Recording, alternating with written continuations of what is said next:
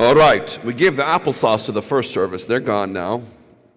We're going to give the vegetables in the second service, and we'll give the T-bone steak tonight.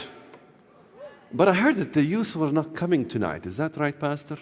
Where's the pastor? The youth is not coming tonight.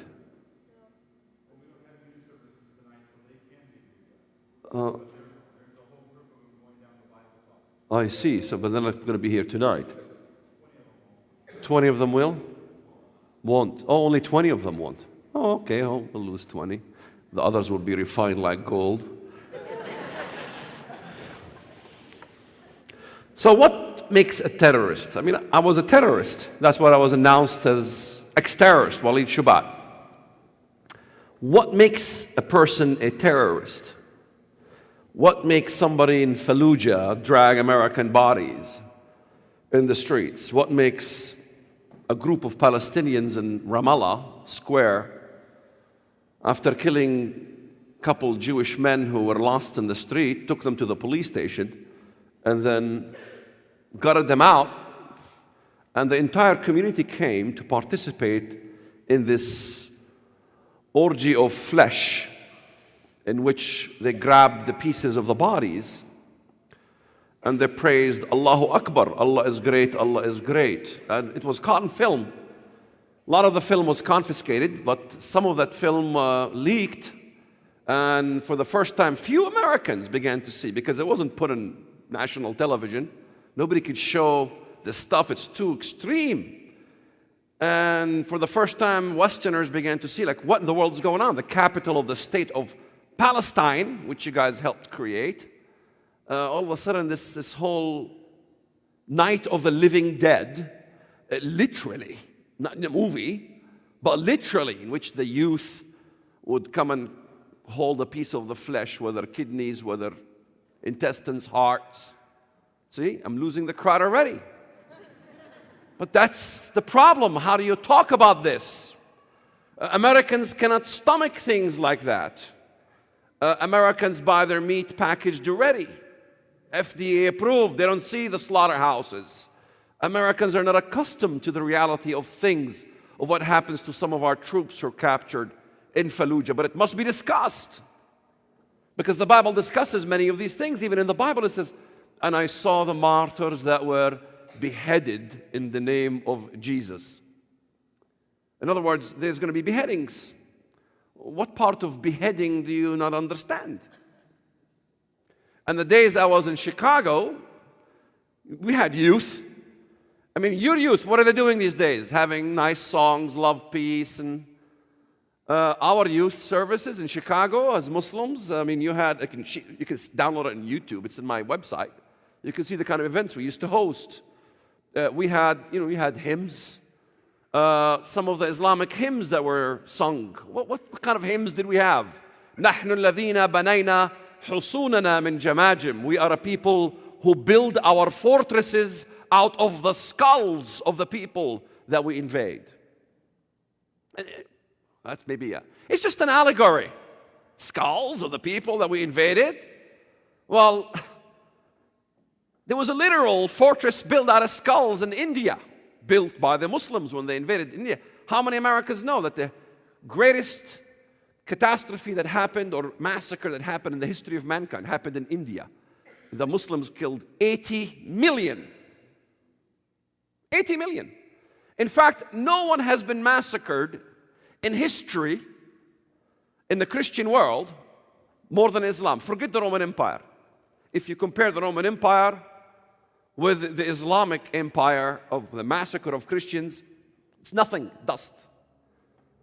What about the churches in the Bible, in the book of Revelation? What about the church of Smyrna, one of the 7 churches? How many times do you have Sunday school in which the Sunday school teacher will say, we're going to discuss the church of Smyrna? You know, the church of Thyatira, there are different churches in the book of Revelation. What about the church of Smyrna? When was the last time you had a discussion in Sunday school? Today we'll be discussing the church of Smyrna. What happened to the church of Smyrna? Anybody here knows what happened to the church of Smyrna? How it ended? Nobody. Why? It's in the Bible. They were beheaded in the early 1900s. 1920-something, the Turks, the Muslims, decided to massacre the church of Smyrna. And the women came running towards the loading dock, and there was Western ships there, military ships, American, European ships.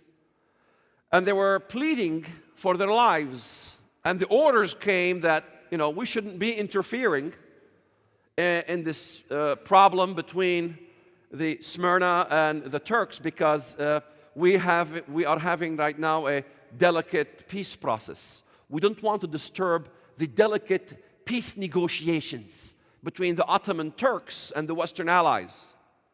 Peace negotiations, the delicate peace process. It's so delicate, this peace process, that we all gotta die for it. This is why whenever I hear peace process, I'm really alarmed. When I hear war, I rejoice.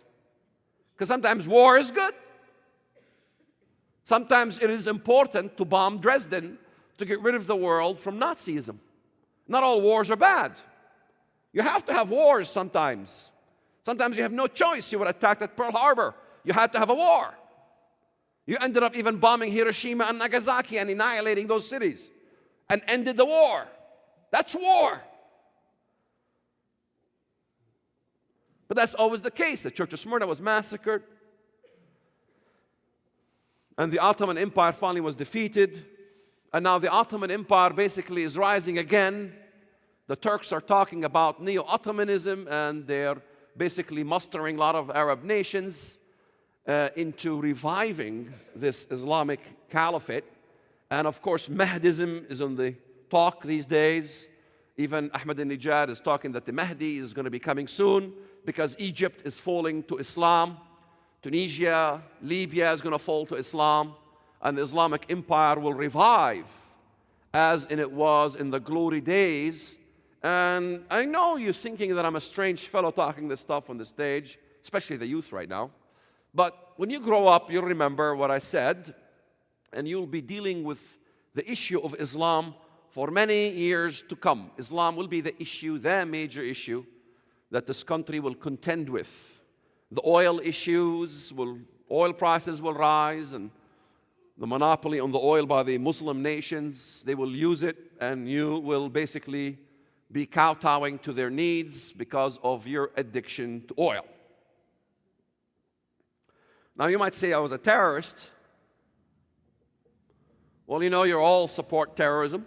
Every one of you here supports terrorism, and I can prove it.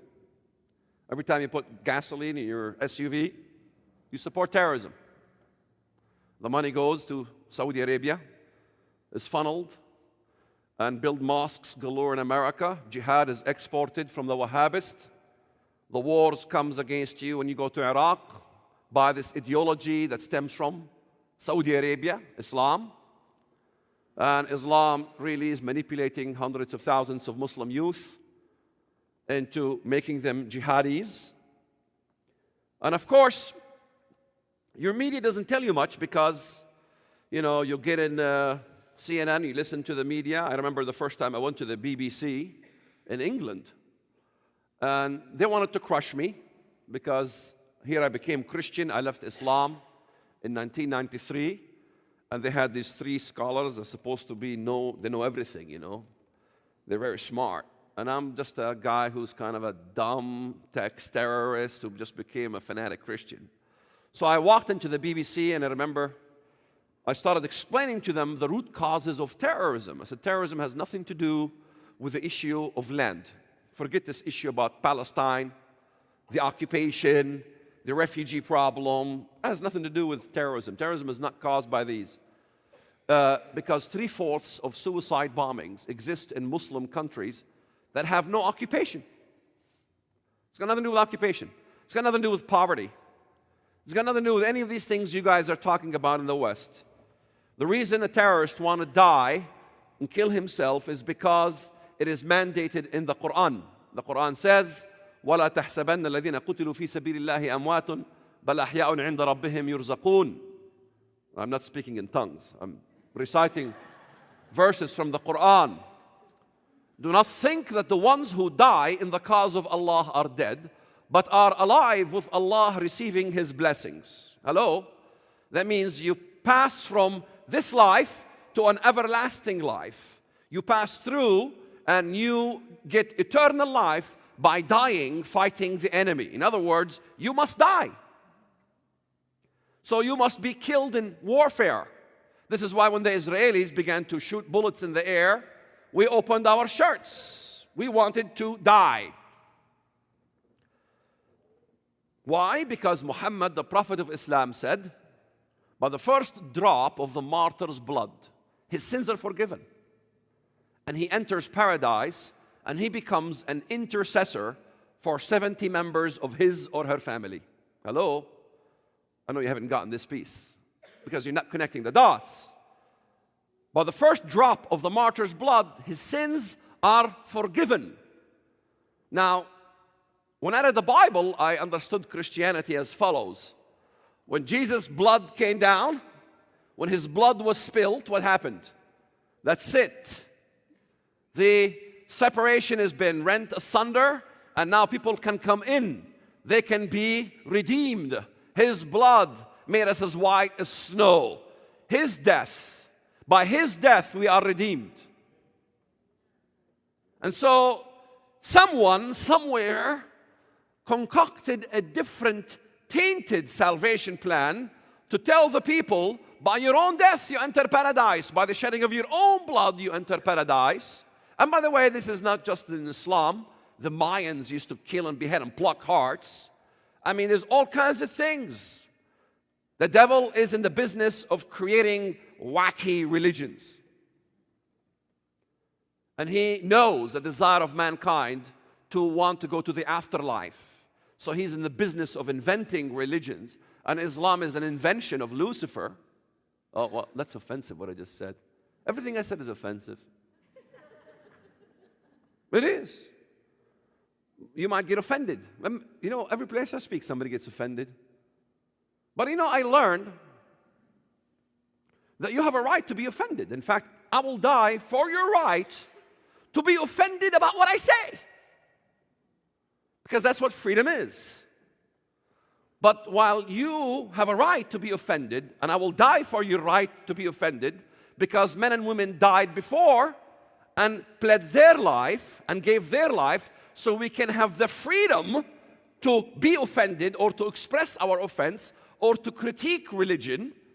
But the same men and women that died for your right to be offended also died for my right not to care. Why do I have to care? I notice in America, every time you say something and it offends somebody, you're all worried. I'm not worried about offending somebody because the cross is an offense. The Bible is offense. Abortion is offensive. To say no for homosexual marriage is offensive. To say no for a homosexual pastor is offensive. And what the heck does homosexuality got to do with somebody who's preaching the gospel? They shouldn't be a pastor because you're living a gross life. Homosexuality is gross. I don't know. I cannot put a prickly pear with a prickly pear. I just can't. Thank God for women.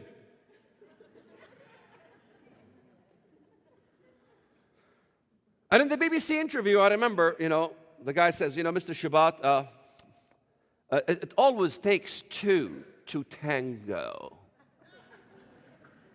He thought he was a genius. It always takes two to tango. You know that English accent? I can't stand that accent. Mr. Shoebat, it always takes two to tango. I said, that is a myth, by the way. It's a myth to say that it always takes two to tango. There's usually a rapist and a victim. Tell us, what did the victim do to tango?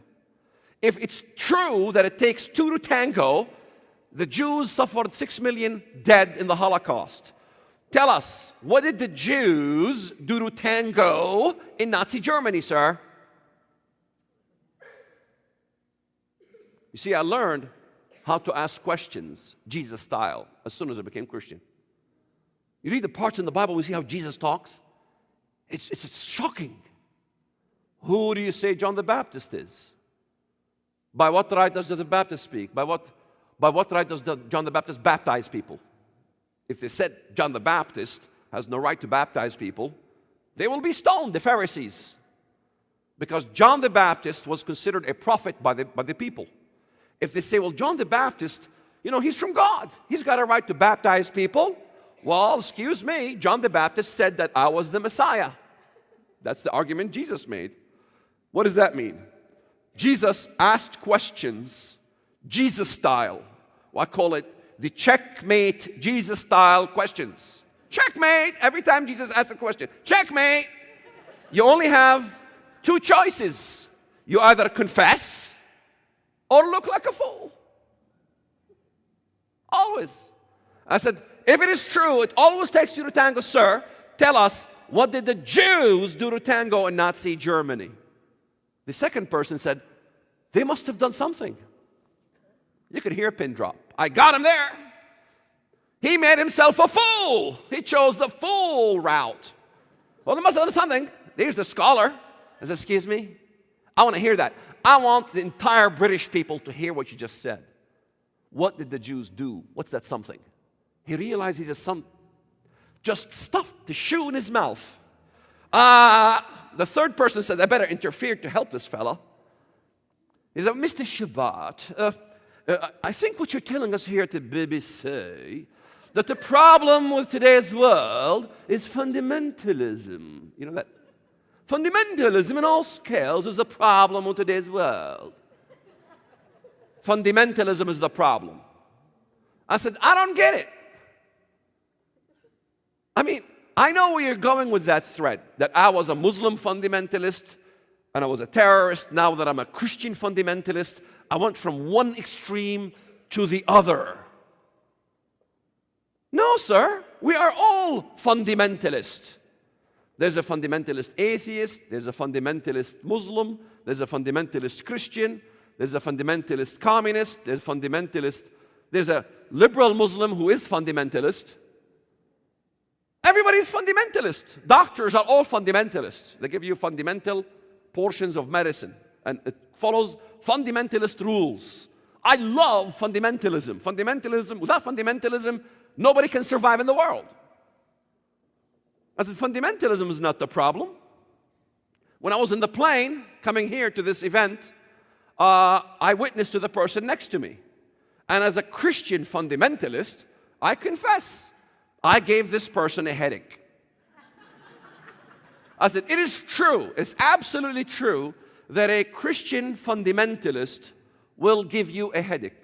But a Muslim fundamentalist whacks the whole head right off. And you're telling me there's no difference between the two? Mr. Shoebat, thank you for stopping at the BBC. I said, you can't fool me with that one. I know what that means. That means get the heck out. You want me out of here, don't you? Nice coming here. That same day they had a beheading. There was a beheading, a famous beheading going on, and it was all over the paper, and it's a Muslim, but they must wax your whole head right off. The BBC wanted the second round at it, invited me years later. 17 million people are listening. When you open the phone lines, you see from all over the world, everybody throwing darts at you. The hatred towards the Christian. It's immense in Europe, everywhere. I only got 2 calls from supportive calls. They were Americans. And those Americans who called in, supporting me, gave me so much comfort, because it is very difficult. You're standing in the midst of wolves. Because Jesus said, I sent you a sheep amongst wolves. And there they had the imam, and the Muslim scholar was saying, oh, Walid Shoebat doesn't know what he's talking about. He's wrong. No. That verse doesn't mean kill. That verse doesn't mean beat your wife. You just slap her slightly. He's not a scholar of Islam. He's all wrong, because they had to have this balancing act, they call it, they have a word for it here, even they want to establish it in the media, where they bring the Muslim imam every time somebody speaks and it tries to expose Islam. And in the end of the program, after all these darts I was being hit at from all over, the host of the show asked me a question. She was agreeing with the imam the whole time.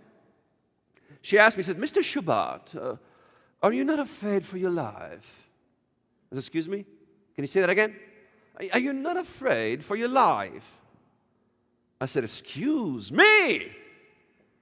Why would you ask me this question? Had I converted from Christian to Mormon, would you ask me, are you afraid for your life?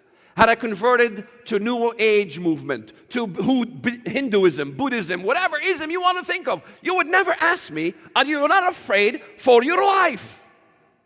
Now, why only when it comes to conversion from Islam to Christianity, you ask me, are you not afraid for your life? It is because a person like you knows subconsciously, deep down in her heart, that Islam is a violent religion and they kill people who convert from that religion. Only a person who knows those facts would ask such a question, ma'am. Thank you for stopping at the BBC. They try to trick you. The devil always tries to trick you. Because I read these prophecies in the end in 1993. 1991. Well, I better not go there yet. Continue with my notes over here. Because many of you will ask, shouldn't you be in prison? I mean, somebody who comes to speak, a pastor invited an ex-terrorist to speak about terrorism, and he's a confessed terrorist. Should you belong in jail? Well, you're right. I do belong in jail. I should be in jail. But again, the Americans, through their infinite wisdom, considered the PLO, which is the terror organization that I belong to, is no longer a terrorist organization. Because we don't want to basically hurt the delicate peace process. There's a delicate peace process going between the Palestinians and the Israelis. And since the Palestinians want the PLO, a terrorist organization, to represent them, and we got to get peace, so we can't say the PLO is a terrorist organization, God forbid. So we basically sprinkled holy water on the PLO, and they are no longer terrorists. So I'm no longer a terrorist.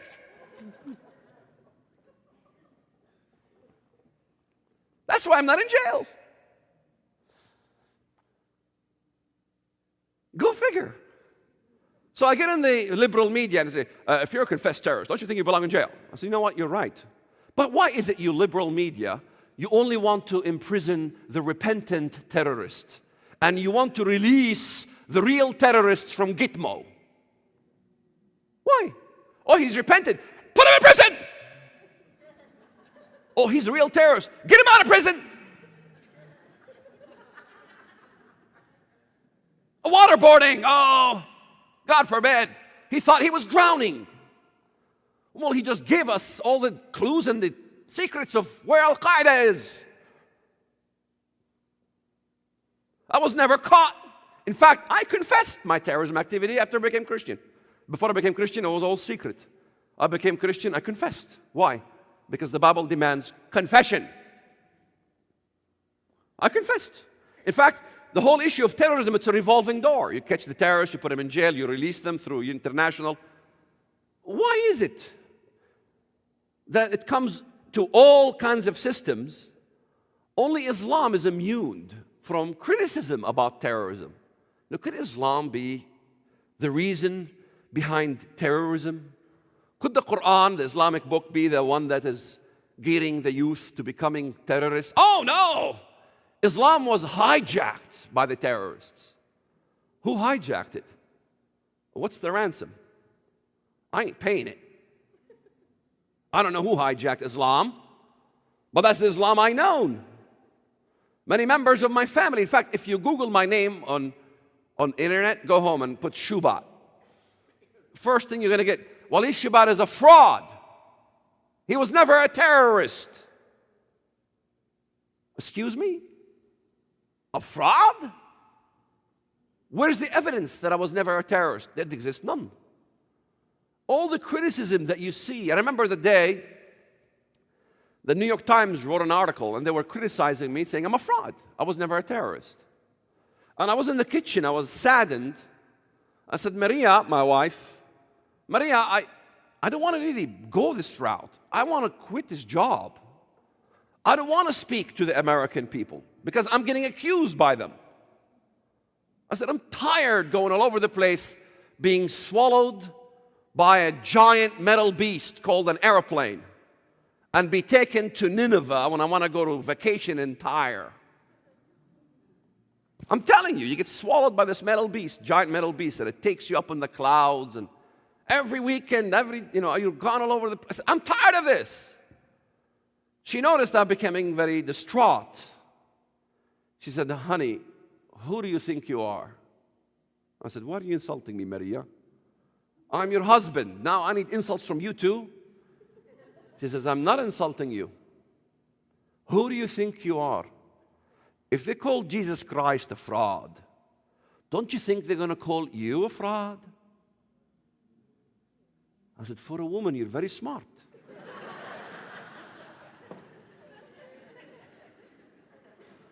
You're very smart. You're right. If you go to the internet and Google Jesus, what are you going to find? Let's see, he had an affair with Mary Magdalene. All the questions, always History Channel. Did Jesus really do this? Or did Jesus, every time there's a question, it's always from the devil. Did God really say if you eat from the fruit that you will die? Did God really say that? If you eat from it, the fruit, your eyes will open up. Always questioning, attacking. And who sucks this information up? The Christians, they believe it. They suck all this information up and they go, oh yeah, he must be a fraud. The New York Times said so. The Jerusalem Post said so. Well, that's how it happens. You get attacked the moment you become a Christian.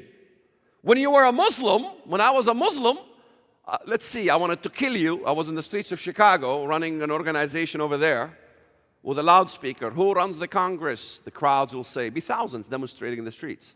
Israel does. Who runs the media? Israel does. And you can see our events. You can go to my internet, on my website, and you can click, and see the kind of events we used to host. The youth events. What kind of events they used to host? Youth will come out to the stage and they will sing, أنا من حماس وما هتفت بغيرها. We are of Hamas, we call on no other. And then they will sing a song, جينا الصف خضنا الزحف خطينا الحدود. We've penetrated the borders. We've marched in unison. What borders? Your borders. And then you have biblical studies, the Quranic recitation, So the reciter of the Quran will come up to the stage and he'll recite the most favorite parts of the Quran. He will recite, فَإِذَا لَقَيْتُمِ الَّذِينَ كَفَرُوا فَضَرْبُ الرِّقَابِ, which means, English, if you meet the unbelievers, then strike off their necks. What part of strike off their necks? You Americans don't understand.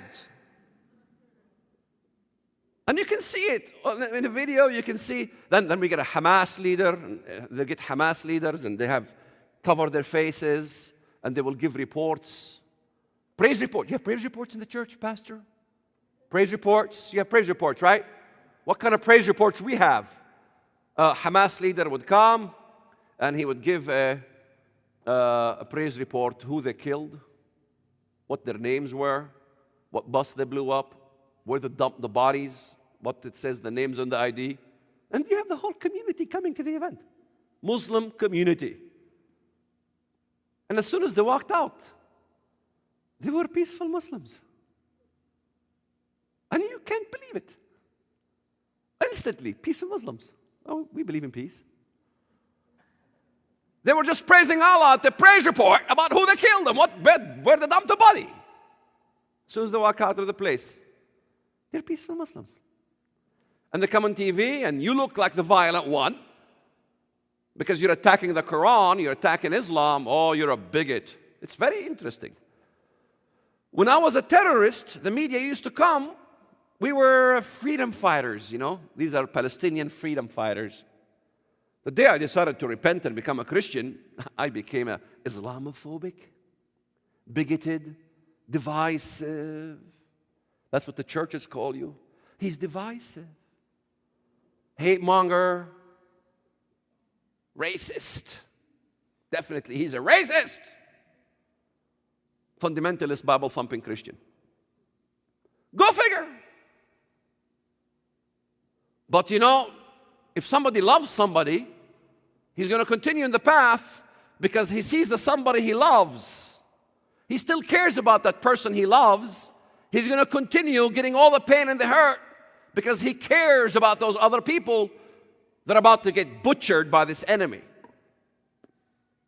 It's not Islamophobia to criticize Islam. If it's Islamophobia to criticize Islam, then we're in serious trouble because they criticize the Bible. We don't call them Christian phobia.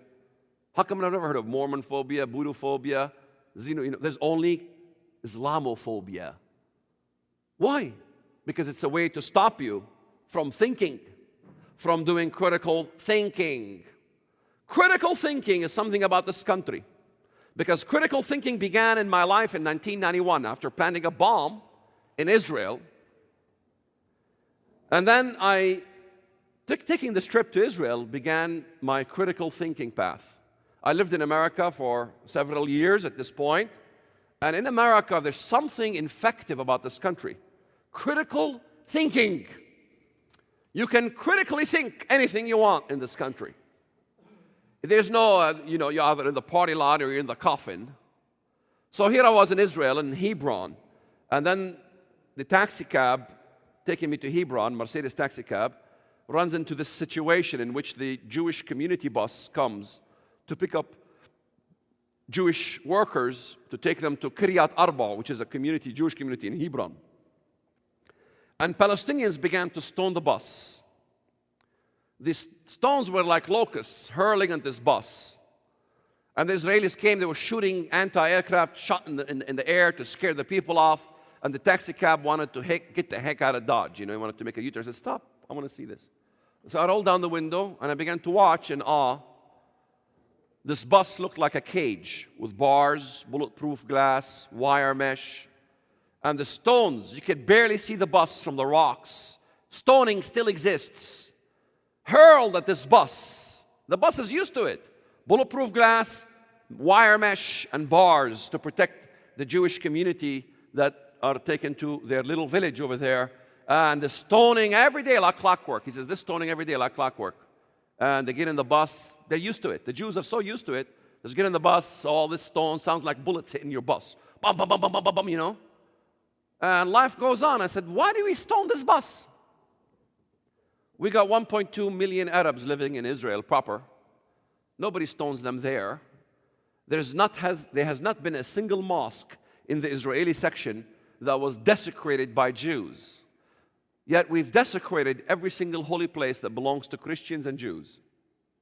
How many Americans know even the place of Jesus Christ? We know where Jesus was born in Bethlehem. You know the manger where Jesus was born? Do you know it's been defecated in, desecrated, urinated on by Muslims, Palestinians? Muhammad Abayat, a terrorist, he was killed. My cousin was injured when Muhammad Abayat was killed. My cousin was hailed as a victim of Israeli terrorism, when in reality, my cousin was with me planting that bomb in the bank. He's an ambulance driver. Ambulance drivers in the Palestinian area smuggle weapons.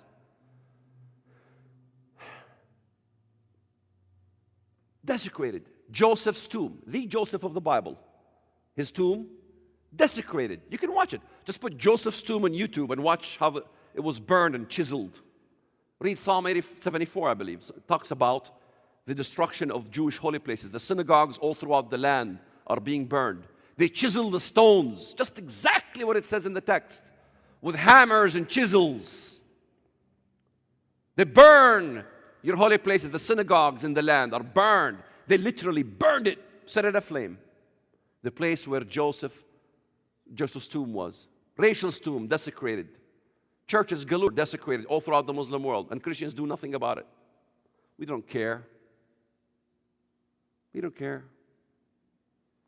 And I began to question. Why? Are we racist? In fact, when I was racist, I was never called racist. Only when I repented from racism, that's when I was called racist. It's always the case. No, Islam is not a peaceful religion. Oh, that offended somebody. I don't care. Islam is not a peaceful religion. That's the biggest lie. Every time you feel yourself forced to say something, you feel like, I don't want to say this because, that's the lie right there. When you feel pressured, you can't say something that is so obvious. If Islam was a peaceful religion, why when the Pope made a statement, he said Islam must not be spread through violence, why were they offended? Pastor, would you mind if I gave a lecture in your church? Christianity must not be spread through violence? That would make an excellent sermon, wouldn't it? Christianity must not be spread through violence. You're unfazed. Why would we have such a sermon? Of course, it's so obvious that Christianity must not be spread through violence. Yet Muslims got offended when the Pope said that. Why? Because it's such a reality that Islam is violent. Millions of Muslims took to the streets. They demonstrated in the streets. They carried banners that says Islam means peace. Islam is not a violent religion. And these millions of Muslims who carried these banners, what did they do? They expressed the peacefulness of Islam with these banners. They expressed the peacefulness of Islam through sheer violence. They killed nuns, burned churches. Hello? If Islam was so peaceful, why does it have to be cloaked with peace? Nobody goes around saying Mormonism is a peaceful religion. Any other religion, only Islam, you have to say it's a peaceful religion. Why? Because it's naked. It has to be clothed. The definition of a peaceful religion, let me tell you how I define a peaceful religion. A peaceful religion is the kind of religion that I say, you know what? I don't like this book. Is this your Bible? Pastor, I'm going to burn the Bible right here. And I just dose it with gas, kerosene, set it on fire, and throw it on the floor and stomp on it. The followers of that religion basically will do what? Pray for you. That's Christianity. Christianity is the faith that if you burn their holy book, the followers of that faith will pray for you. Pastor's going to come up to the stage. You know, I think it was a bad idea inviting Walid Shoebat. But let's just all pray for him. Of course, you're going to chew him out later on. Why didn't you screen him first? And you pray for me. The violent religion is the kind of religion that says, you must say, my religion is a religion of peace, or I will kill you.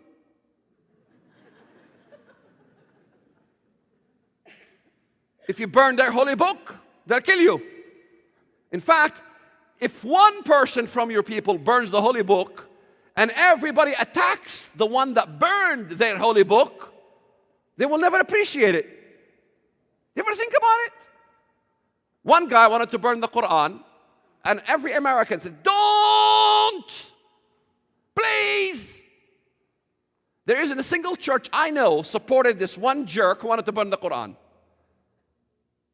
If anything, this is a sign of a good country, not a bad country.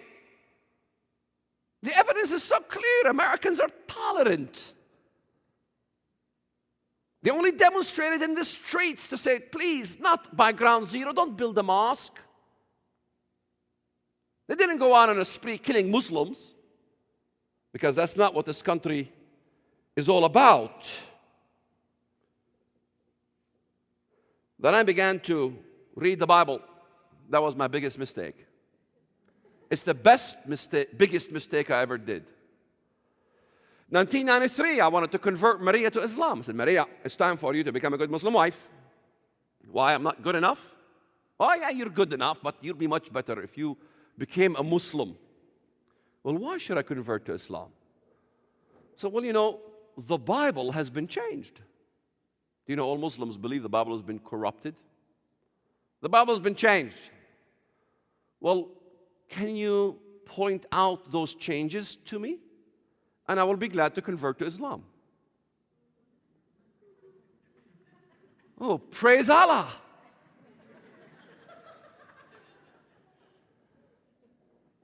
So I bought a Bible, King James, New King James, blue one. Finally, the papers started to fall off. And I wore out that Bible trying to look for the changes and the corruptions in the Bible. I went on a journey for over a year looking at the Bible, comparing it with the Quran.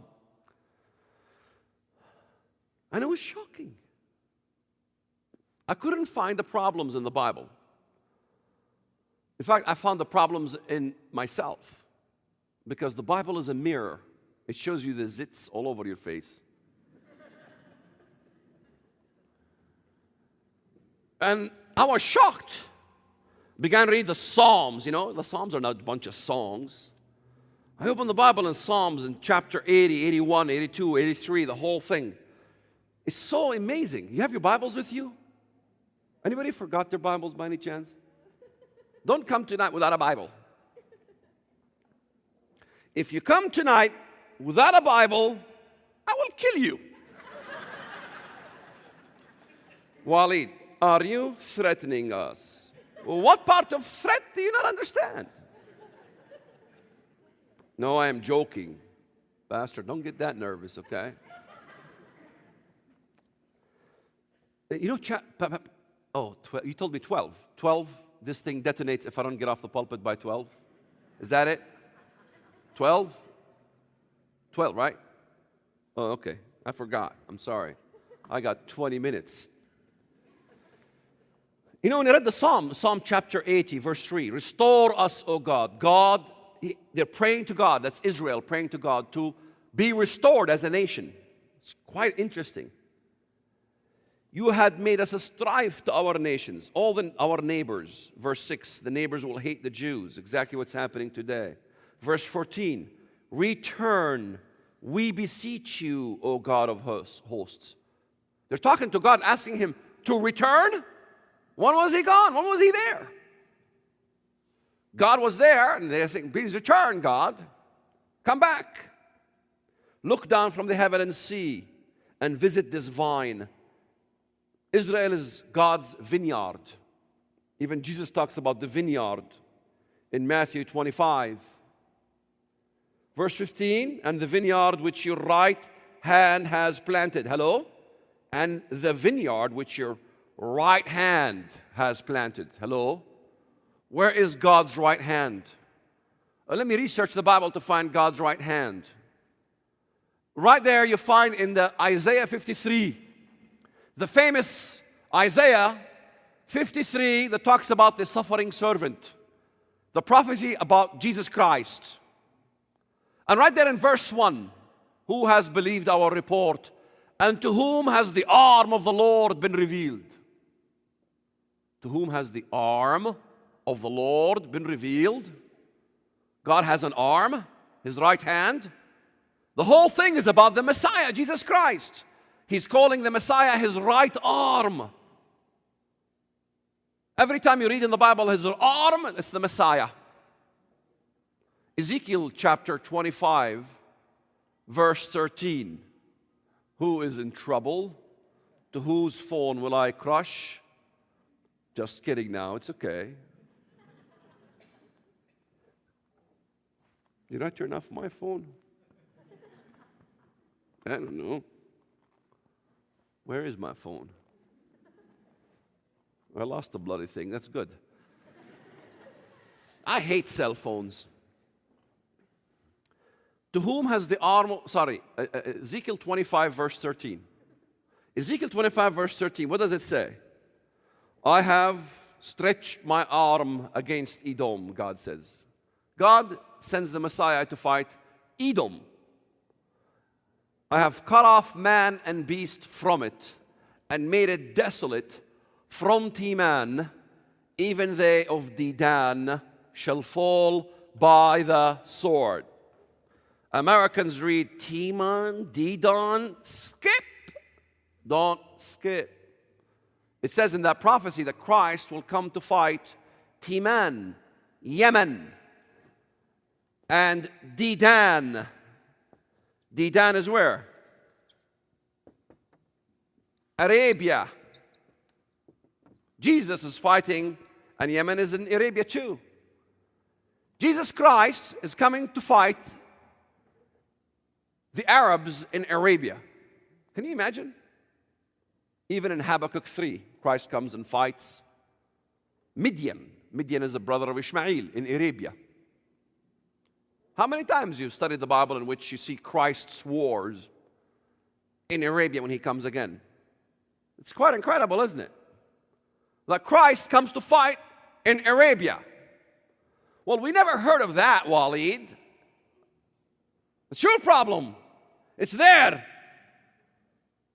I know what you've been listening to all these years. You've been watching too much Jack Van Impe.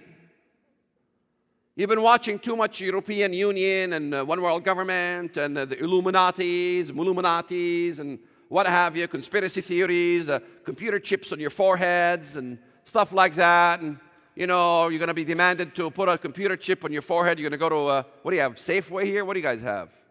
Alpha Beta, is that still in business?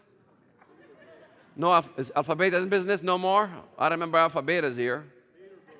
What's it called now? Stater Brothers. You're going to go to Stater Brothers and, you don't have a credit card anymore. It's a computer chip on your forehead. So, you go,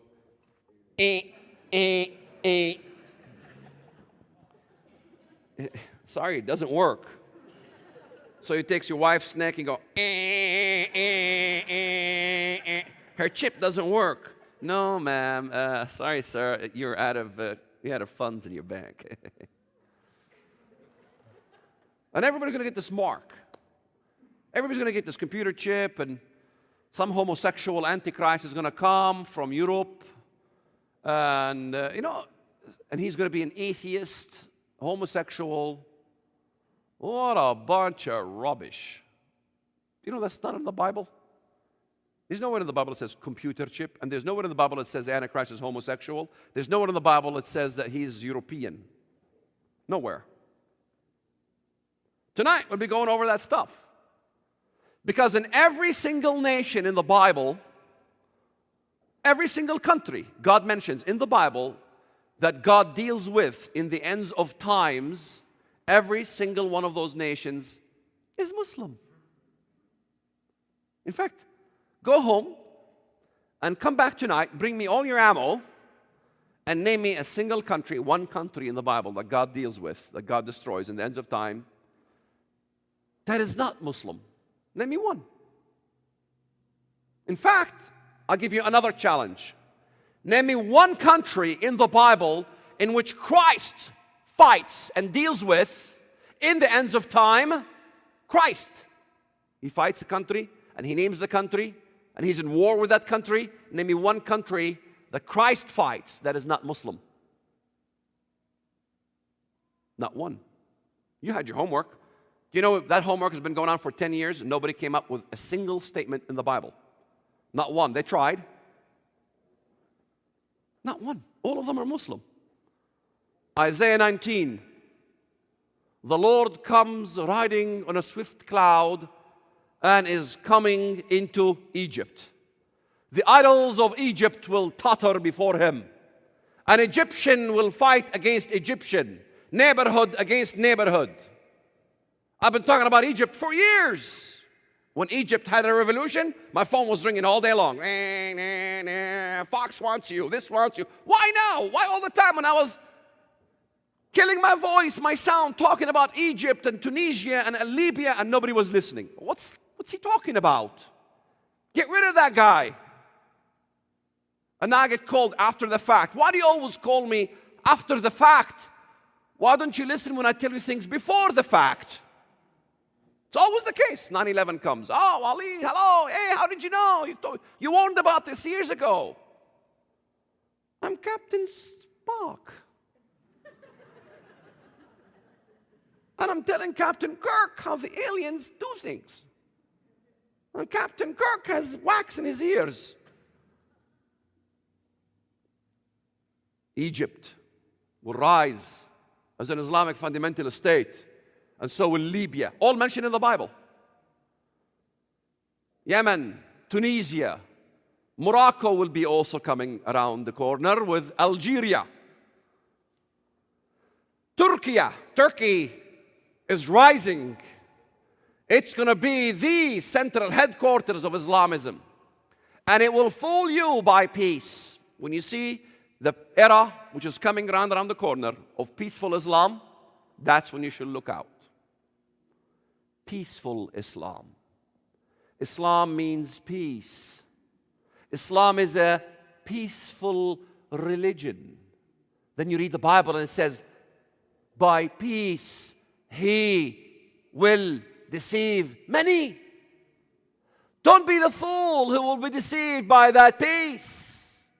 Because if you're fooled and you sign and you say, we as Christians make a covenant with Islam, we condemn the war and terror, we want a Palestinian state, we support peaceful Islam, guess what you did? You signed a covenant with the devil. You didn't even know it. But Walid, didn't Jesus say, blessed are the peacemakers? Yes. But what did Daniel say? By peace he will deceive many. When they say peace and safety, sudden destruction will come. You think he was kidding? The whole world will say, peace, at last. We have a Palestinian state. The land will be divided. But what about Joel? What about Jesus coming to earth? How many Americans know? Why will Jesus come to earth first place? Why would he come back? Why is he coming again? For what? What will spark his coming? That's very well defined in the book of Joel in chapter 3, which rarely, if ever, is discussed for the sake of peace. Joel chapter 3, I will gather all nations to the valley of Jehoshaphat. Then I, God in this case, will enter into judgment there with them on the account of my people, my heritage, Israel. There he spells it out for you. He comes to judge the nations based on the treatment of Israel. And he says, why? For they have scattered my people. They have also divided up my land. His right arm, Jesus Christ, will judge the nations for dividing the land of Israel. And you support peace. And Daniel 11 tells us that the Antichrist will divide the land for gain. Hello? Antichrist divides the land. Jesus Christ judges the people for dividing the land. You are pro-Palestine. And Jesus is not. What side are you on? Jesus or the Antichrist? And that's what people don't get. They can do anything they want. So long as I say Jesus, I say Jesus, that's it. I'm saved and that's it. But the evidence of your salvation is, do you follow his commandments? You're pro-Palestine, you're pro-homosexual marriage, you're pro-homosexual pastor, you're pro-abortion, and you love Jesus. You're a liar! You don't love Jesus. You love Lucifer, who you masqueraded Jesus instead of him. You're a liar. Uh-oh. 8 minutes before detonation. Then I read this, continue the Psalms. Wow, in Psalm 81 verse 15. Psalm 81 verse 15. The haters of the Lord would pretend submission to him. The ones who hate God think in their mind that they submit to God. Excuse me? Whoa! The people who hate God think that they love God? Yep, that's what it says. They think they even submit to God. Submit, full submission. Islam means what? Submission. The ones who hate God think that they submit and love God. Submit to God and love God. Quite shocking. How could somebody love God and hate God? Because they submit to Lucifer, thinking they submit to God. And then he tells you who they are.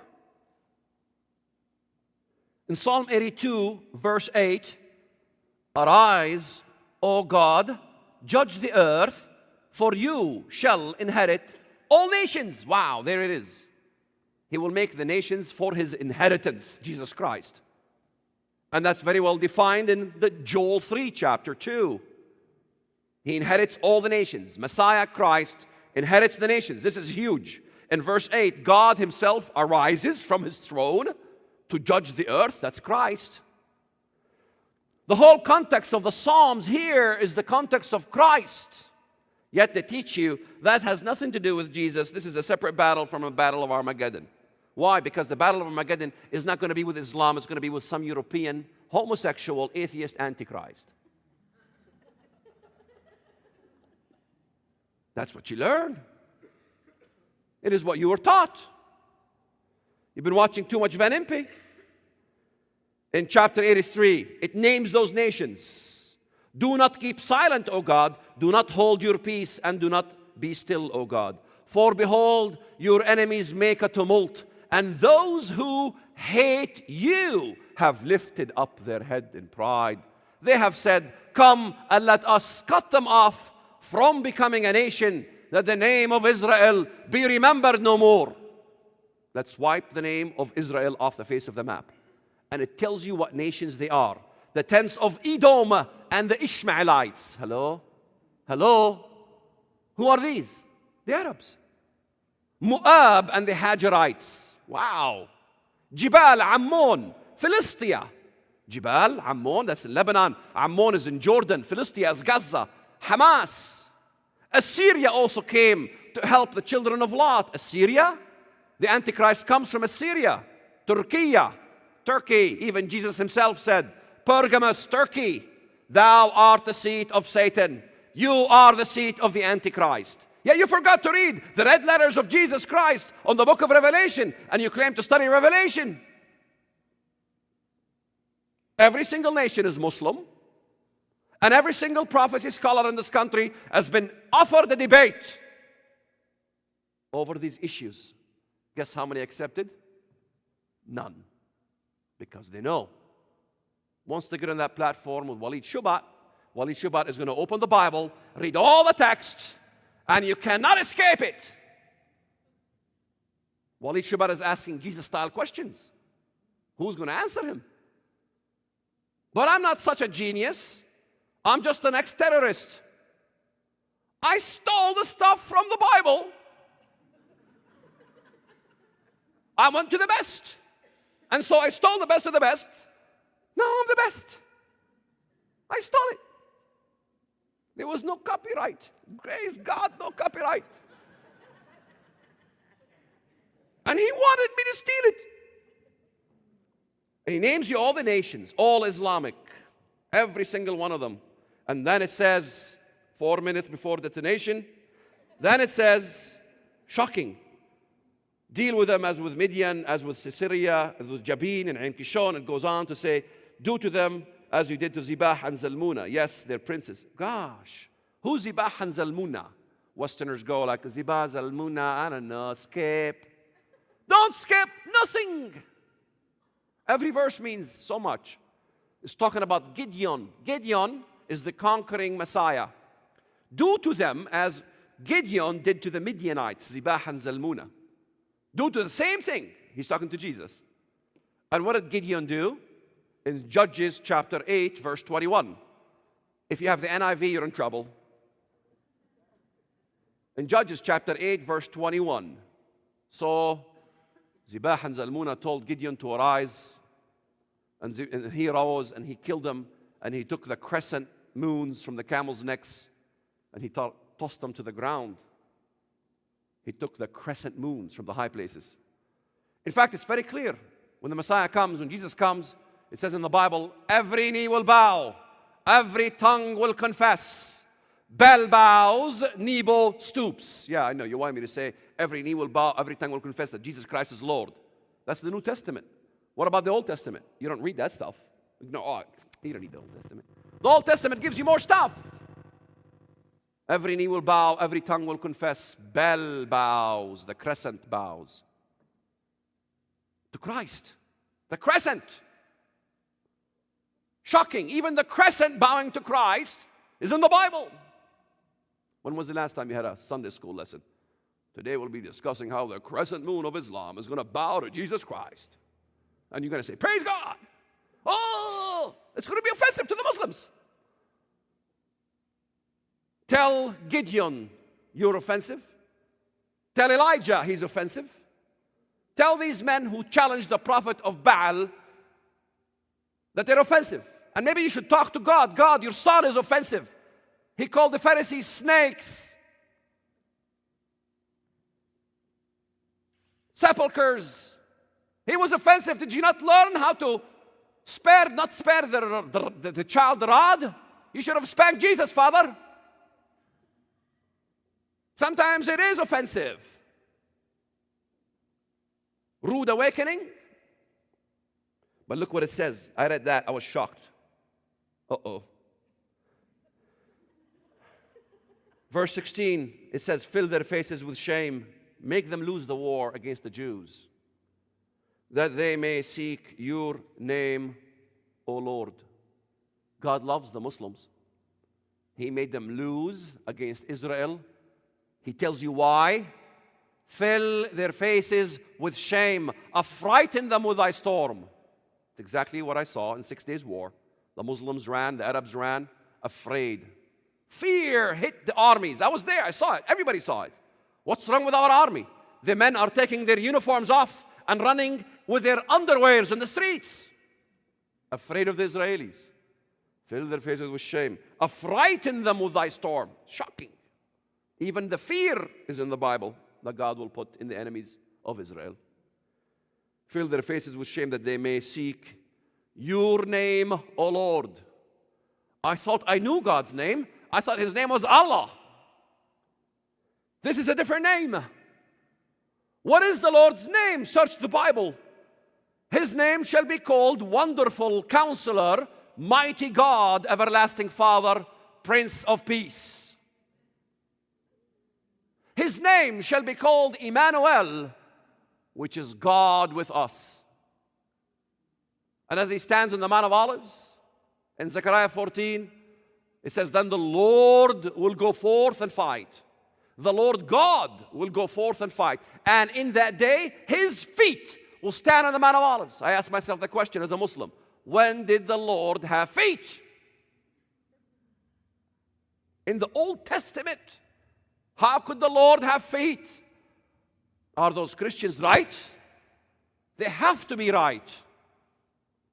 Maria, you're a very smart woman. That's why I wrote the Shoebat epistle, chapter 1, verse 1. Man thought he was smart, and woman is smarter.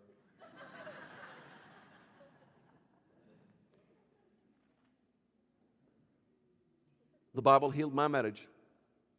Oh, when I said, Christ, come in. Come in. That was it. And there I was, filled with joy. Couldn't explain that joy that I had. Nobody was witnessing to me. I wasn't going to church service.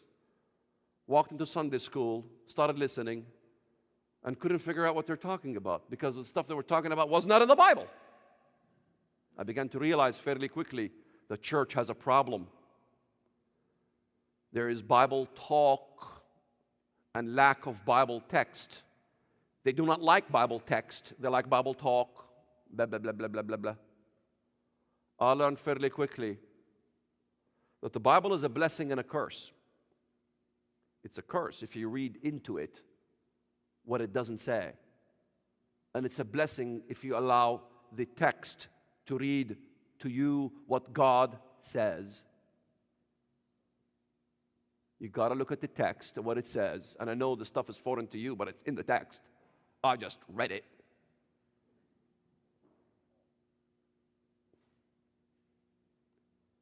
The first believers, they ignored the text and they listened to the Pharisees. And the Pharisees told them, oh, the Messiah comes riding on a horse.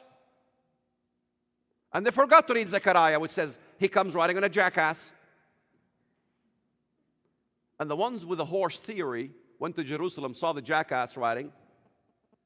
That's not the Messiah. Kill him!